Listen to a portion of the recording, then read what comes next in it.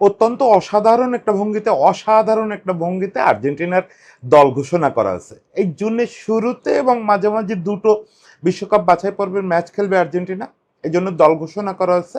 এমনিতেই আমরা এই দলটার জন্য ওয়েট করতেছিলাম, মোটামুটি অনুমিতই ছিল যে এই দলটা দিয়ে মেসি আবার খেলায় ফিরবে, মানে ন্যাশনাল টিমের হয়ে ফিরবে। সেই ঘটনাটা ঘটছে, এটা আমাদের জন্য একটা মানে কি বলবো স্বস্তির ব্যাপার যে ওকে 26-এর পথে আছে মেসি। একই সঙ্গে একদিন আগেই দুর্দান্ত একটা ফ্রি কিকে গোল করছে, বাইরে ভাই একদম সেই আমলের মেসির কথা মনে পড়ায় দিচ্ছিল। খেলা তো দেখি নাই, ওই ইয়েটা দেখলাম, ক্লিপটা দেখলাম, দুর্দান্ত একটা গোল করছে মেসি, পথেই আছে, মানে এটা আমাদের জন্য স্বস্তির ব্যাপার। কিন্তু এবার দল ঘোষণার পরে যেটা হয়েছে, এই দলে একটা পিচি ছেলে ডাক পাইছে। মূলত লাস্ট যে টিমটা বাছাই পর্ব খেলছে সেখানে 4টা চেঞ্জ আছে, সেখানে ম্যাকঅ্যালিস্টার জায়গা পায় নাই। ম্যাকঅ্যালিস্টারের ব্যাপারটা হচ্ছে ইনজুরির কারণে, ফলে ওইটা বাদ পড়া না। ম্যাকঅ্যালিস্টারে বাদ দেওয়ার মতো অবস্থায় স্কালোনি এখনো যায় নাই, যতই বলি যে বিশাল পাওয়ারফুল মিডফিল্ড হয়েছে, বেঞ্চ খুব ভালো, ম্যাকঅ্যালিস্টার তো থাকবেই। কিন্তু যেটা নিয়ে প্রচন্ড আলোচনা হচ্ছে ম্যাকঅ্যালিস্টারের ওই জায়গাটায় বা মিডফিল্ডে যে কোনো জায়গায় খেলার জন্য একটা ছেলেকে ডাকা হয়েছে। আমি বলতে সেই ছেলেটা মাস্তান। কেই নয়া মাস্তান, এই মাস্তানটার নাম হচ্ছে ফ্রাঙ্কো মাস্তানতুয়ানো। মাস্তানতুয়ানো বলতে আমার খুব কষ্ট হবে, হয় ফ্রাঙ্কো নামে ডাকতে হবে। ফ্রাঙ্কো নামে ডাকতে চাই না, আমার ধারণা আমার আগামী কয়েক বছর এই মাস্তান মাস্তান বলেই যাবে। তো মাস্তানকে নিয়ে অলরেডি কেমন হয়েছে শুরু হয়েছে, শুধু আপনাকে বলি যে এই মুহূর্তে এই যখন বসে কথা বলতেছি তখন আপনি যদি গুগল করেন ওর নাম দিয়ে, ইউরোপের অন্তত টপ 5টা দলের নাম পাবেন যারা বলতেছে আমরা মাস্তানতুয়ারে কনফার্ম করে ফেলছি। তারা তো আর বলতেছে না, রিউমার বলতেছে। মানে পরিস্থিতি এরকম হয়ে গেছে যে তাকে বিশ্বের সেরা কোন দলে ভিড়াবে এটা নিয়ে হইচই শুরু হয়ে গেছে। অথচ ছেলেটার বয়স মাত্র 17 বছর। এই মাস্তান ছেলেটাকে বলা হচ্ছে যে আর্জেন্টিনার ইতিহাসে one of the best gorgeous midfielder. দেখেন, যে দেশে ডিয়েগো ম্যারাডোনা জন্মাইছে, যে দেশে পাবলো আইমার জন্মাইছে, যে দেশে লিওনেল মেসি জন্মাইছে, লিওনেল মেসি ক্লাসিক মিডফিল্ডার না হলো মিডফিল্ডার, তো সেই দেশ থেকে একটা ছেলের বলা হচ্ছে যে আর্জেন্টিনার ইতিহাসের এবং সম্ভবত বিশ্বের ইতিহাসের অন্যতম গর্জিয়াস মিডফিল্ডার হইতে যাচ্ছে। সেই ছেলেটাকে নিয়ে তো একটু জানা দরকার। এই মাস্তানকে নিয়ে আজকে একটু গল্প করি, মাস্তান ছেলেটা কোত্থেকে আসলো এবং কি হইতে যাচ্ছে। মাস্তানতুয়ানো হচ্ছে বুয়েন্স আয়ার্সের ছেলে, মানে বুয়েন্স আয়ার্স প্রভিন্সের ছেলে। সে হচ্ছে আজুল নামে একটা শহরের ছেলে। এমনিতে যেটা হয় লাতিন আমেরিকানদের গল্প আমরা যখন বলি, একটা সময় পর্যন্ত এই 4-5 বছর না আরেকটু পেছনে, মনে হয় বছর 10 আগে পর্যন্ত চোখ বুঝে যে কোনো লাতিন ফুটবলারের গল্প বলার সময় দুটো একটা লাইন বলে দিতে পারতাম যে জন্ম অত্যন্ত দরিদ্র ঘরে, ছেলেবেলাটা কেটেছে অত্যন্ত অসহায়ভাবে, রাস্তায় ফুটবল খেলা শিখছে। কিন্তু সেই জিনিসটা বদলায় যাচ্ছে, খুব দ্রুত বদলায় গেল একদম চোখের সামনে। এখন আমি যখন তরুণ ফুটবলারদের লাইফ স্টোরি পড়ি, আর্জেন্টিনার বা ব্রাজিলের, দেখি অলমোস্ট প্রায় সবাই মোটামুটি ভালো ঘর থেকে আসছে। ভালো শব্দটা এখানে বলা উচিত না, মানে মানে মধ্যবিত্ত ঘর থেকে আসছে। মানে তাদের ওই নিডি ফ্যামিলি থেকে ফুটবলার আসা কমে গেছে। এখন এটা কি আর্জেন্টিনা ব্রাজিলে তো যায় নাই, এই বিষয়ে কোনো লেখাও পড়ি নাই, বলতে বলতে মনে হলো এটা কি সোশিও ইকোনমিক কোনো চেঞ্জ হয়ে গেছে ওদের দেশে, নাকি ফুটবলের জোয়ারে এই অবস্থা হচ্ছে, জানি না রিয়েলি জানি না। কিন্তু মাস্তানতুয়ানো হচ্ছে ওরকম একটা ফ্যামিলির ছেলে। ওর বাবা হচ্ছে লোকাল একজন ফুটবল কোচ, ওর মা হচ্ছে মারাত্মক টেনিস ভক্ত এবং এককালে টেনিসও খেলছেন।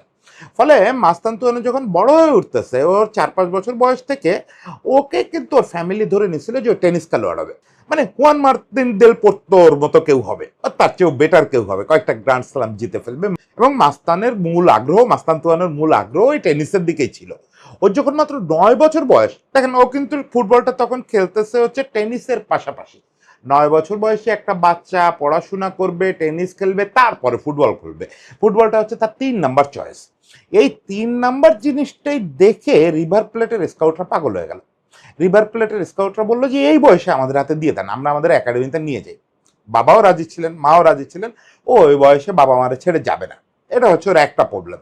আজুল থেকে লিভার প্লেটের একাডেমি বেশ দূর, বাবা মাকে ছেড়ে থাকতে হবে, হোস্টেলে থাকতে হবে, এটা সে করবে না। এবং দ্বিতীয় কথা হচ্ছে সে মারে গিয়ে বারবার বলে আমি তো ফুটবলার হব না, আমি তো দেল পোর্তোর মতো টেনিস খেলোয়াড় হব।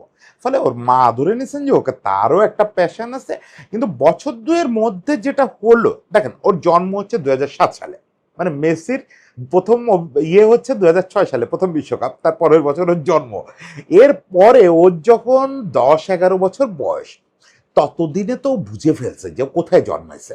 হ্যাঁ, এই দেশে তো চে গুয়েভারাও জন্মাইছে, এই দেশে তো দেল পোর্তো অত বড় ফিগার না, কিন্তু জন্মাইছে তো অনেক বিভিন্ন অঙ্গনের বড়রা জন্মাইছেন। কিন্তু এই দেশটা তো মেসি ম্যারাডোনার দেশ, ফলে এই 9 থেকে 11 এই 2 বছরের ভিতরে ওর জীবনের স্বপ্ন বদলে গেছে। ও টিভিতে দেখা শুরু করছে, ওর ওই টাইমটা তো মানে আজ থেকে 5-6 বছর আগের কথা আপনি চিন্তা করেন, 6-7 বছর আগের কথা চিন্তা করেন। সারা পৃথিবী একটা লোকের পায়ের দিকে হা করে তাকায় আছে, একটা লোকের কথা বলতেছে, সারা পৃথিবী একটা লোকের নামে ওঠা বসা করতেছে, লিওনেল মেসি। ফলে তার তো ওই সময় চিন্তাটা বদলেই যাবে। সে নিজে বাবারে গিয়ে বললো, বাবা আমি রিভার প্লেটে যাব, আমি ফুটবলার হব। ওর বাবা ওরে নিয়ে রিভার প্লেটে ভর্তি করলেন, এবং পরের 2-3 বছরের মধ্যে, মানে ওর বয়স 15 হওয়ার আগেই আর্জেন্টিনা জুড়ে, এটা শুধু আর বুয়েন্স আয়ার্সে আটকে থাকে নাই, পুরো আর্জেন্টিনা জুড়ে সবাই জেনে গেল যে একটা বড় কিছু আসতেছে। মানে দেখেন, আমাদের চোখের সামনে কিন্তু কয়েকটা আর্জেন্টাইন বিগ থিং ঘুরতেছে। এই যে গার্নাচো এবারের দলে ডাক পায় নাই, তারপরে আমাদের সিমিওনের ছেলেটা, তারপরে এচেভেরির তো অবশ্যই নেক্সট বিগ থিং বলা হচ্ছে, সেও রিভার প্লেট থেকে উঠছে। এখন এদের টপকায় বলা হচ্ছে এই ছেলেটার কথা, এই মাস্তানতুয়ানোর কথা, যে ও হচ্ছে আসল নেক্সট বিগ থিং। মানে একেবারে দেখেন, মানুষ একদম লজ্জা পাচ্ছে না, এই 16-17 বছর বয়সে একটা বাচ্চারা নিয়ে কথা বলতে গেলে কিন্তু মানুষের একটু সংকোচ কাজ করে, যে এত বড় একটা কথা বলে ফেলবো, কাজ করবে তো। ডেভিড ত্রেজেগের মতো মানুষ বলতেছে লামিন ইয়ামাল আর হচ্ছে মাস্তানতুয়ানো, এরা হচ্ছে পুরো পৃথিবীর ফুটবলের ভবিষ্যৎ। ডেভিড ত্রেজেগের মতো মানুষ বলতেছে, আপনাদের ত্রেজেগের কথা মনে আছে তো, ফ্রান্সের স্ট্রাইকার। তাহলে বুঝেন কোন লেভেলে তারে ট্রিট করতেছে সারা পৃথিবী। মাত্র 15 বছরের ভিতরে এই ঘটনা ঘটে গেছে। 15 বছর বয়সের মধ্যে তাকে হচ্ছে আন্ডার 17 আর্জেন্টিনা ন্যাশনাল টিমে ডাকা হয়েছে, এবং সেটা কে ডাকছে? পাবলো আইমার ডাকছে। মানে তাকে কেউ অ্যাভয়েড করতে পারতেছে না। সে রিভার প্লেটের হিস্ট্রির, রিভার প্লেট কি আজকের ক্লাব, কয়েকশো বছরের পুরনো ক্লাব, রিভার প্লেটের হিস্ট্রির তৃতীয় কনিষ্ঠতম খেলোয়াড় হিসেবে সিনিয়র দলে তার অভিষেক হয়েছে, এবং অভিষেক হওয়ার কয়েকদিনের মধ্যে শুধু ওর খেলা দেখতে মানুষ মাঠে যাওয়া শুরু করছে। লোকেদের একটা কথা, ফ্রাঙ্কোর খেলা দেখবো, ফ্রাঙ্কোর খেলা দেখবো। আমার মতো সবাই তো আর মাস্তান বলবে না, আর ওরা তো নিশ্চয়ই আমাদের মাস্তানটা বোঝে না। আমরা যে উর্দু হিন্দি বাংলা যে মাস্তানটা বুঝি, ওরা বোঝে না, এই জন্য ওরা ফ্রাঙ্কো বলে। তো ফ্রাঙ্কোর খেলা দেখার জন্য ভিড় লেগে গেল সেই বয়সে। ও যখন ক্যারিয়ারের প্রথম গোল করলো, এটা ওর সেকেন্ড বা থার্ড ম্যাচে, সেটা হচ্ছে রিভার প্লেটের হিস্ট্রির কনিষ্ঠতম গোলদাতা হিসেবে গোল করছে। এই ক্লাবে কারা খেলে গেছে? ড্যানিয়েল পেসারোলা খেলে গেছেন, মারিও কেম্পেস খেলে গেছেন, আর আইমাররা তো সবাই খেলছেই। সেই ক্লাবের ইতিহাসের সবচেয়ে কনিষ্ঠ গোলদাতা হচ্ছে এখন এই পিচ্ছে। এখন তারে নিয়ে যে কাজটা শুরু হয়েছে, মানে গত 1 মাসের, জাস্ট গত 1 মাসের নিউজ দেখেন আপনি। প্রথম ম্যানচেস্টার ইউনাইটেড, গত এপ্রিলে প্রথম ম্যানচেস্টার ইউনাইটেড তাদের মোটামুটি কনফার্ম হওয়া গেল তারা মাস্তানতুয়ানোরে আনার চেষ্টা করতেছে। তাদের স্কাউটরা অলরেডি রিভার প্লেটে চলে গেছে। এরপর থেকে প্রতি 5-7 দিন পর পর মাস্তানতুয়ানো নতুন দলে, মানে নতুন কোন দল তাদের নিয়ে আগ্রহ দেখাচ্ছে, এবং তাদের সঙ্গে নেগোসিয়েশন চলতেছে। মানে ওর এজেন্ট সম্ভবত এই মুহূর্তে বাচ্চাদের এজেন্টের মধ্যে, পিচি খেলোয়াড়দের এজেন্টদের মধ্যে সবচেয়ে ব্যস্ত এজেন্ট এই পৃথিবীর। মানে দেখেন, আপনার প্রথমে ম্যানচেস্টার ইউনাইটেডের কথা বললাম, 1 সপ্তাহের মধ্যে শোনা গেল আর্সেনাল আগ্রহী, এবং আর্সেনাল এটা প্রকাশ্যে বললো, আর্সেনালের কর্মকর্তারা প্রকাশ্যে বললো যে তারা 3টা ইয়াং খেলোয়াড় পৃথিবীর 3 প্রান্তে খোঁজ করতেছে, তার ভিতরে মাস্তানতুয়ানো একজন।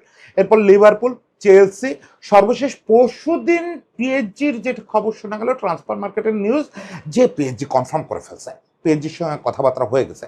আজকে ঘটনা হচ্ছে, আজকে যখন আমি কন্টেন্ট করতেছি তার আগে সকাল থেকে একটু ঘুরতেছি, তো সকালে শুনলাম রিয়াল মাদ্রিদ কনফার্ম করে ফেলছে, পিএসজিরে বিট করে ফেলছে। পিএসজি কত মিলিয়ন ডলার যেন, ওর রিলিজ ক্লজ হচ্ছে অলরেডি $30 মিলিয়ন। আপনি বোঝেন, এই 17 বছর বয়সে এক বাচ্চার রিলিজ ক্লজ হচ্ছে $30 মিলিয়ন, রিভার প্লেট দিয়ে রাখছে। সেইটারে টপকায় তো এরা সবাই আগাচ্ছে। এরপরে সকালে পিএসজি বিডে টপকায় রিয়াল মাদ্রিদ কাছাকাছি চলে গেছে। সন্ধ্যা হইতে না হইতে, মানে এই কন্টেন্ট যখন শুট করতেছি তার আগেই খবর পেলাম লিভারপুল কাছে চলে গেছে। অ্যাকচুয়ালি লিভারপুল ব্রেক করবে। অবশ্য একই সঙ্গে খবর আসা শুরু করছে যে পিএসজি আবার বিট করতেছে, পিএসজি আবার চেষ্টা করতেছে তারা, এবং এইটা শেষ পর্যন্ত যেটা হইতে যাচ্ছে, সম্ভবত সম্ভবত যদি সবকিছু ঠিকঠাক বুঝে থাকি, যদি কোনো আকস্মিক ঘটনা না ঘটে থাকে, সম্ভবত ইউরোপের হিস্ট্রির সবচেয়ে বড় দল বদল হতে যাচ্ছে, মানে আবার একটা রেকর্ড ব্রেকিং দল বদল হতে যাচ্ছে। বুঝেন 17 বছর বয়সী এক ছেলে জাতীয় দলে প্রথম ডাক পালো গতকালকে। সেই ছেলে সম্ভবত রেকর্ড ব্রেকিং একটা দল বদল করেই আসবে। এবং লাস্ট যেটা বোঝা যাচ্ছে সেটা হচ্ছে যে রেসে এখন মারাত্মকভাবে আছে হচ্ছে লিভারপুল, রিয়াল মাদ্রিদ আর হচ্ছে পিএসজি। এই তিন দলের মধ্যে যে কোনো এক দল নিবে। রিয়াল মাদ্রিদ বা পিএসজি সম্ভবত জিতে যাবে শেষ পর্যন্ত। দুই দলে বিপুল টাকা নিয়ে ট্রাই করতেছে, বিপুল ডলার নিয়ে ট্রাই করতেছে। তো এই ছেলেরে নিয়ে আগ্রহ তৈরি হবে না কারে নিয়ে আগ্রহ তৈরি হবে? লিওনেল স্কালোনিও এই ছেলের এই যে হাইপ, এটা এড়াইতে পারেন নাই। দেখেন কে এড়াইতে পারতেছে? FIFA.com। আমি একটা জিনিস যখন কোনো তরুণ খেলোয়াড়কে নিয়ে আপনাদের সামনে কথা বলি তখন একটু টেকনিক্যালি বোঝার জন্য যে আসলে স্ট্যান্ডার্ডটা কি, সবচেয়ে মানে নির্ভরযোগ্য কথাগুলো লেখে হচ্ছে FIFA.com। ওদের বিশেষজ্ঞরা, মানে আমি কাউরে ছোট করতেছি না, টেলিগ্রাফ, বিবিসি যেই ফিচার করে খুব নির্ভরযোগ্য। কিন্তু ফিফার ক্ষেত্রে আমার একটু সুবিধা হয়, ফিফার ইংরেজিটা, আমি মূর্খ মানুষ তো, ফিফার ইংরেজিটা খুব সহজ সরল হয় আর ওরা প্রচুর কোড দেয়, প্রচুর লোকের সঙ্গে কথাবার্তা বলে। ফিফাতে সাধারণত আপনি খুব বড় কিছু ঘটে না গেলে, ধরেন লামিন ইয়ামাল ইউরো জিতে ফেলছে, ওরে নিয়ে আপনি ফিচার পাবেন। কিন্তু 16-17 বছর বয়সী ছেলে কিছু করে নাই, মানে এখনো ন্যাশনাল টিমে চান্সই পায় নাই, এরকম ছেলের নিয়ে খুব একটা কিছু পাবেন না। এখনই ঢুকে দেখেন গুগল করে যে মাস্তানতুয়ানো FIFA.com দিয়ে সার্চ দেন, 3টা ফিচার পাবেন। তার ভিতরে একটা হচ্ছে ক্লাব ওয়ার্ল্ড কাপ উপলক্ষে, রিভার প্লেট যেহেতু ক্লাব ওয়ার্ল্ড কাপ খেলতেছে ফলে সেই উপলক্ষে। বাকি দুইটা হচ্ছে শুধুমাত্র তার প্রতিভার কারণে, মানে কে কি কোত্থেকে আসছে, ওর কোয়ালিটি কি, এইগুলো নিয়ে FIFA.com স্টোরি করছে। মানে এইটা বললাম এই কারণে যে বিবিসি, টেলিগ্রাফ থেকে শুরু করে সব জায়গায় তো ওরা নিয়ে ফিচার পাবেনই। সঙ্গে আপনি FIFA.com-এও পাবেন, যেখানে সাধারণত অ্যাচিভার ছাড়া কাউকে নিয়ে ফিচার হয় না। ফলে এই প্রবল হাইপ, এই জিনিসটারে অ্যাভয়েড করতে পারেন না স্কালোনি। স্কালোনি যদিও এইসব ক্ষেত্রে খুব ধৈর্য দেখান, খুব ধৈর্য দেখান, উনি ট্র্যাডিশনালি লাফালাফি শুরু করেন না। এই যে এচেবেরি নিয়ে এত কথা হচ্ছে, এচেবেরি তো 2 বছরের সিনিয়র, মাস্তানের 2 বছরের সিনিয়র, এখনো পর্যন্ত এচেবেরিরে উনি ডাকেন নাই, নাকি ডাকছেন অভিষেক হয় না, যেও এচেবেরি নিয়ে কিন্তু স্কালোনি এরকম করে নাই। এছাড়াও আরো তো কয়েকটা এরকম ছেলে পেলে নিয়ে কথা হচ্ছে। এই যে গার্নাচোরে যখন ডাকলেন, তো তার আগে তো গার্নাচো অলরেডি স্টার হয়ে গেছে। ফলে স্কালোনি কিন্তু মাথা ঠান্ডা রাখা মানুষ, কিন্তু সেই স্কালোনিও মাথা ঠান্ডা রাখতে পারে নাই। যেই না ম্যাকঅ্যালিস্টার টিম থেকে বাদ পড়ছে ইনজুরির কারণে, ওই জায়গায় ডেকে দিচ্ছে তারা। এখন খেলতে পারবে কিনা আমরা জানি না, এবং সম্ভবত বিশ্বকাপে খেলাবেও না। এর আগে যেটা করবে, এখন স্কালোনি যেটা করতেছেন, আপনারা এই জিনিসটা খেয়াল করতেছেন কিনা, স্কালোনি ওই যে 26 জন নিয়ে খেলতে হচ্ছে তো প্রত্যেকটা ম্যাচ, প্রত্যেকটা কোয়ালিফাইং বা টুর্নামেন্ট 26 জন নিয়ে খেলতে হচ্ছে। স্কালোনি এই পুলটারে 50-60 জনে পরিণত করার একটা চেষ্টা করতেছেন, যে 50-60 জনের একটা পুল উনি ওনার উত্তরসূরির জন্য 2026 বিশ্বকাপের পরে রেখে যেতে চান। সেই উত্তরসূরি স্যামুয়েলস হবে না আইমার হবে সেটা এখনো আমরা জানি না, সম্ভবত বাইরে থেকে কেউ আসবে না, এই তার ওই 2 অ্যাসিস্ট্যান্টের মধ্যেই কেউ একজন হবে। তার জন্য দুর্দান্ত একটা পুল থাকবে। হ্যাঁ, এখান থেকে 5-7 জন একেবারে মাইনাস হয়ে যাবে, মেসি সহ 5-7 জন, ওটামেন্ডি মাইনাস হয়ে যাবে, মেসি মাইনাস হয়ে যাবে, বাকিগুলো তো অ্যাসেট হয়ে থাকবে। সেই অ্যাসেটগুলোকে নানাভাবে ট্রাই করতে আসছে স্কালোনি, যে ওকে একটা খেলো, দুটো খেলো, 26-এর আর কদিন বাকি আছে, তোমাকে 3টা ম্যাচ দিয়ে লাইনে রাখলাম, তুমি হারায় যাও না। এখানে আরেকটা ব্যাপার থাকে, ফেডারেশনের একটা চাওয়া থাকে, এই জিনিসটা নিয়ে আমরা আরেকদিন আলাপ করব, যেদের প্রায় সবার ডুয়াল সিটিজেনশিপ আছে। আর্জেন্টিনায় আপনি যদি রাস্তাঘাটে হাঁটেন, যে কোনো লোকরে কমনলি আপনি যদি হাত মিলায় জিজ্ঞেস করেন যে আপনার ডুয়াল সিটিজেনশিপ আর কোনো দেশের, অলমোস্ট 80% লোক বলবেন তার একটা ইতালিয়ান পাসপোর্ট আছে। আর্জেন্টিনার সঙ্গে ইতালির একটা বিরাট মাইগ্রেশন হয়েছিল, এটা একটা মাইগ্রেশন হয়েছিল, সে হিস্টোরিক্যাল ব্যাপার, পরে বলা যাবে। এছাড়াও আর্জেন্টিনার লোকেদের বেশিরভাগের ইউরোপের একাধিক পাসপোর্ট আছে, আজকাল অনেকের স্প্যানিশ পাসপোর্ট আছে সঙ্গে, কারণ স্পেনের সঙ্গে প্রচুর যাতায়াত ফুটবল সূত্রে, অন্যান্য সূত্রে। এই জন্য আর্জেন্টিনার ইয়াঙ্গারদের নিয়ে আবার একটু ভয়ও থাকে ফেডারেশন, যে এই ছেলেরা নিয়ে যা চলতেছে, ইউরোপিয়ান ক্লাবগুলো যা শুরু করছে, 2 দিন পরে আমি জানি না ওর ইতালিয়ান পাসপোর্ট আছে কিনা, যদি থেকে থাকে দেখা গেল যে 2026-এর আগে তো এইসব ছেলে পার্মানেন্ট হবে না টিমে, তার আগে ইতালি দলে ডেকে দিচ্ছে, তখন ও কি করবে? লোভ সামলানো তো কঠিন। যাও, ফরগেট অ্যাবাউট দ্যাট। আমরা যে আলোচনা ছিলাম যে মাস্তানের বিশেষত্বটা কি, এই মাস্তানতুয়ানোরে নিয়ে কেন এত আলোচনা হচ্ছে? প্রথম কথা হচ্ছে আমি ওর খেলা দেখি নাই, আমার ধারণা আপনারাও খুব বেশি কেউ দেখেন নাই, ওই আমাদের জিসানের মতো 2-একটা পাগল আছে রাত জাগে রিভার প্লেটের খেলাও দেখে। এছাড়া আমাদের এই অংশে বসে আর্জেন্টিনা প্রিমিয়ার লিগের খেলা দেখা তো একটু কঠিন। তবে পড়ে শুনে বা ক্লিপিংস দেখে যেটা বুঝলাম, সবাই সবচেয়ে বেশি এমফাসিস করতেছে হচ্ছে তার মিডফিল্ড কন্ট্রোলের ব্যাপার দিয়ে। মানে ওর সম্পর্কে যে লিখতেছে সে একটা টার্ম কমন ভাবে সবাই লিখতেছে, ক্লাসিক নাম্বার 10। Classic number 10। মানে আজকের দিনে যেটা হচ্ছে লিওনেল মেসিদের আমলে এসে নাম্বার 10টা টু মাচ অ্যাটাকিং মিডফিল্ডার হয়ে গেছে। মেসি অবশ্য মাঝে তো এটা নিয়ে মজাও হতো যে মেসি অনেকদিন ধরে ডিপেও খেলে। মানে মেসি যে কি এটা দিয়ে তো আসলে আপনি নাম্বার 10 আর ব্যাখ্যা করতে পারবেন না। সে তো কখনো কখনো ডিফেন্স লাইনেও চলে আসে, এখান থেকে প্লে ক্রিয়েট করতে করতে আগায়, নিজে একটু আগে কাউরে বল দেয়, করতে করতে একসময় স্ট্রাইকার হয়ে যায়। মেসি মেসি বাদ দেন, কিন্তু ক্লাসিক নাম্বার 10 যে জিনিসটা, মানে জিনেদিন জিদান, রোনালদিনহো বা আমাদের ম্যারাডোনা, এই ক্লাসিক 10 কিন্তু একটু কমে যাচ্ছে সারা পৃথিবীতে। এটা কারণ হচ্ছে সারা পৃথিবীর যে প্লেয়িং স্টাইল হয়ে গেছে, এটা মূলত অনেক বেশি হাই প্রেসিং হয়ে গেছে। এই হাই প্রেসিং জায়গায় ক্লাসিক 10-এর জায়গাটা কমে আসতেছে। এটা ফলে পৃথিবীর ফুটবল সাফারও করতেছে, টিমগুলোও প্রচুর সাফার করতেছে। সিজনের প্রথম একটা অংশ পর্যন্ত প্রচন্ড ডমিনেট করতেছে, বা দুইটা সিজন প্রচন্ড ডমিনেট করতেছে, তারপর খেই হারায় ফেলতেছে। কারণ কি, ওই ক্রিয়েটিভিটি নাই। আপনার তো 2-3 সিজন ধরে পারফরমেন্স ধরে রাখতে গেলে ওই ক্রিয়েটিভিটি লাগবে। পৃথিবীর সব জায়গায় যত এআই আসুক, ক্রিয়েটিভিটি লাগবে। ফলে আপনি যতই ভাবেন যে ক্লাসিক 10, ক্লাসিক 9, ক্লাসিক 5 এই জিনিসগুলো ফুটবলে বোধ আর দরকার নেই, দরকার আছে। এটা না হলে আপনি দীর্ঘমেয়াদে ঠিকতে পারবেন না। এবং সেই কারণেই ওকে সবচেয়ে বেশি গুরুত্বপূর্ণ মনে করা হচ্ছে। দেখেন, ওকে নিয়ে কার আগ্রহ দেখাচ্ছে, তার ভিতরে 4টা ইংলিশ লিগের দল। ইংলিশ লিগের দলগুলো মনে করতেছে তাদের এরকম ক্লাসিক 10 দরকার আছে, সেই জায়গাটা পূরণ করতে আসছে সে। আজকে থেকে 10-15 বছর আগে ইংলিশ লিগে ওর যে খেলার স্টাইল দেখলাম বা পড়লাম, ওরে কেউ ডাকতো না। মানে রিকুল মেরে বা জিদানরে যেরকম ইংলিশ লিগ থেকে রিফিউজ করছে, ওরেও তাই করতো। কিন্তু ও এখন তো ওই যে বললাম যে সবাই প্রয়োজনীয়তাটা বোঝে। ওর সবচেয়ে বড় বৈশিষ্ট্য হচ্ছে ওই যে জিদানের নামটা বললাম, এবং এখানে আবার জিদান আর মেসির কথাটা বলবো, স্পেস ক্রিয়েট করা। মানে আপনি জিদান মেসি দুজনের ক্ষেত্রেই আপনারা চোখের সামনে দেখছেন যে ফ্রম নোহার স্পেস ক্রিয়েট করতে পারে। 5জন ডিফেন্ডার ঘিরে রাখছে তারে, সে ওখানে বল পাইছে, ওখানে তো স্পেস নাই, দম নেওয়ারই জায়গা নাই, আপনি বল প্লে করবেন কোথায়? তার ভিতর দিয়ে সে কোত্থেকে বল বের করে নিয়ে গেল, নিয়ে গিয়ে একটা বিশাল ফাঁকা স্পেসে মনে হচ্ছে ময়দানের মধ্যে দাঁড়ায় আছে। এই জিনিসটা তো সবচেয়ে ক্রিয়েটিভ ফুটবলারদের কাজ।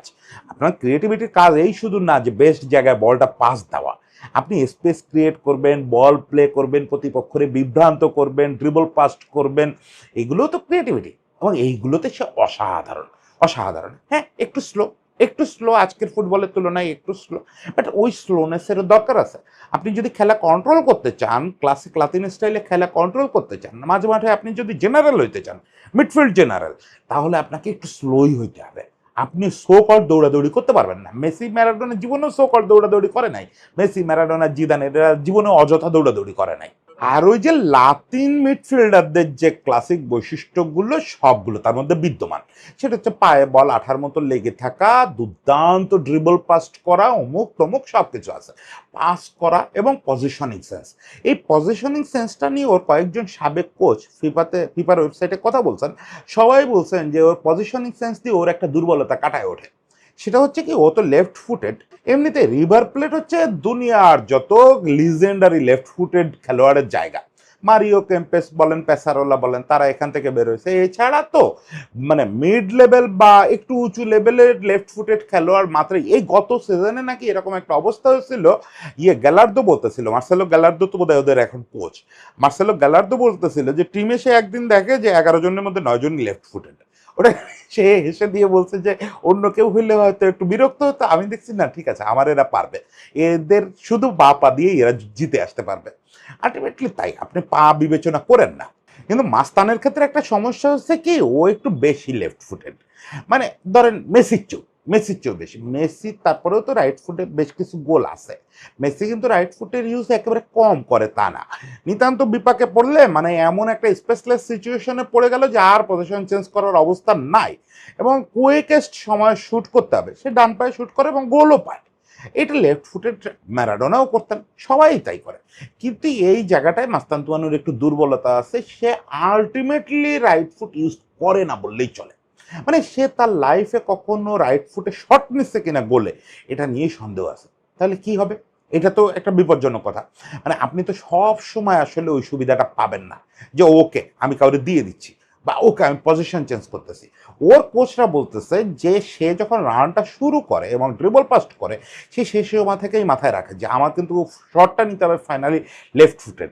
ফলে ওর যে স্পেস ক্রিয়েট করা এবং পজিশনিং সেন্স, এই দুটো দিয়েও এমন একটা কাজ করে যে ও সবসময় লেফট ফুট দিয়ে শট করেই যাতে সেরা রেজাল্টটা পায় এই কাজটা করে ফেলতে পারে। এখন কথা হচ্ছে যে আইমার যেটা বলতেছিলেন যে আমার মনে হয় ও ডেভেলপ করবে, মাত্র 17 বছর বয়স। ওই সময় আইমার আর একটা কথা বলতেছিলেন যে ওর হাইট হচ্ছে 5 ফিট 11 ইঞ্চি, এটা গত বছরের কথা। এখন বোধহয় ওটা তার মানে অলরেডি 6 ফিট হয়ে যাওয়ার কথা। যাই হোক, ও আইমার বলতেছেন যে ও তো ছোট, আরো বড় হবে, লম্বায়ও বড় হবে, ও দেখবেন ডান পারে ইউজও শিখবে, এবং ওর সঙ্গে তো বড় বড় কোচরা এখন কাজ করবে, ফলে ওটা শিখবেও। এটা কোনো প্রতিবন্ধকতা হবে না।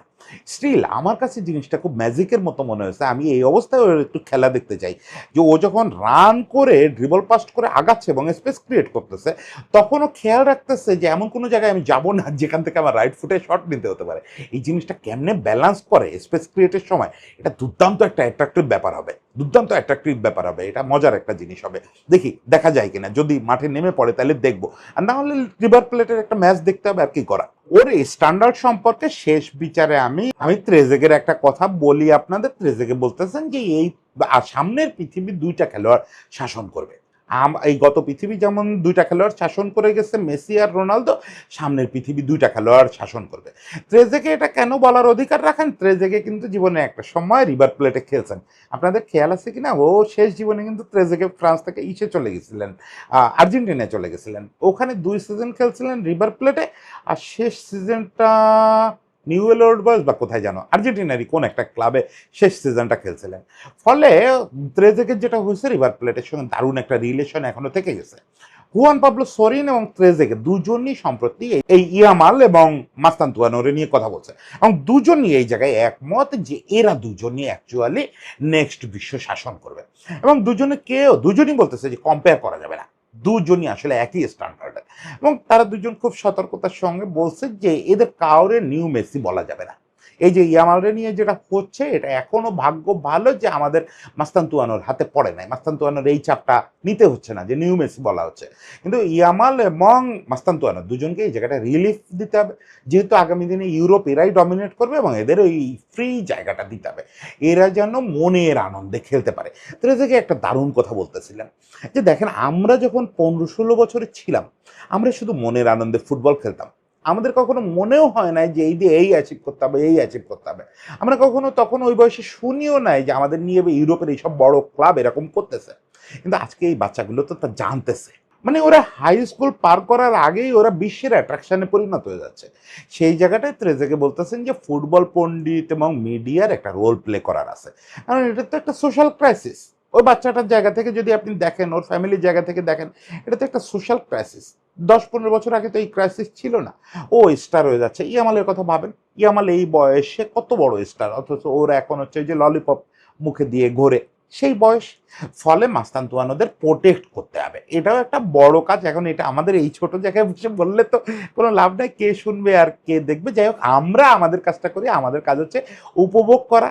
6 তারিখ বা 11 তারিখ 2টো ম্যাচ আছে, কোনো একটা ম্যাচে যদি নেমে পড়ে, আমার বিশ্বাস নামার সম্ভাবনা খুবই কম। এটা দলে রেখে তার একটু এক্সপিরিয়েন্স দেওয়া, বড়দের সঙ্গে থাকলো।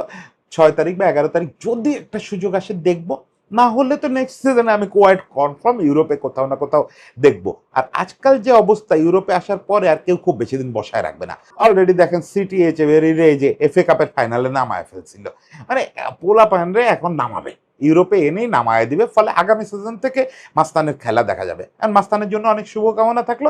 নেক্সট আর একটা বাজিত পাওয়া গেল। মানে আমি তো এখন তাহলে আর্জেন্টিনার খেলা দেখা, 26-এ পরে কেন আর্জেন্টিনার খেলা দেখবো, এটা নিয়ে মাঝে মাঝে নিজে ভাবতাম। তো জুলিয়ান আলভারেজ মোটামুটি কনফার্ম করে দিছিল যে আমারে দেখার জন্য দেখতে পারেন। আলভারেজরে তো দেখবই, সেই সঙ্গে মাস্তানরে আর এচেভেরিরে, এই 3টা অ্যাট্রাকশন তো থাকলেই। আচ্ছা, একটা জিনিস বলি, রিভার প্লেটের একটা প্রবল দাপট। রিভার প্লেট কিন্তু 22 বিশ্বকাপে 7 জন খেলোয়াড় সাপ্লাই দিয়েছে আর্জেন্টিনারে। এবার বিশ্বকাপে 2026 বিশ্বকাপে সম্ভবত এই নাম্বারটা 9 হয়ে যাচ্ছে। আশেপাশে আরো কয়েকটা পোলাপান আছে রিভার প্লেটের, অলরেডি আলভারেজ আছে, তারপরে এনজো আছে, এচেভেরি আছে, এই যে মাস্তান আছে, আরো কয়েকটা আছে। এই নাম্বারটা 9 হয়ে যেতে পারে, যে কোনো না কোনো সময় রিভার প্লেটে খেলছে। ফলে রিভার প্লেটের একটা সুদিন ফিরে আসে, রিভার প্লেট আবার সেই পেসারেলাদের যুগে ফিরে যাচ্ছে। যাই হোক, রিভার প্লেটের জয় হোক, আমাদের মাস্তানের জয় হোক, সর্বোপরি আর্জেন্টিনার জয় হোক। সবার জন্য শুভকামনা।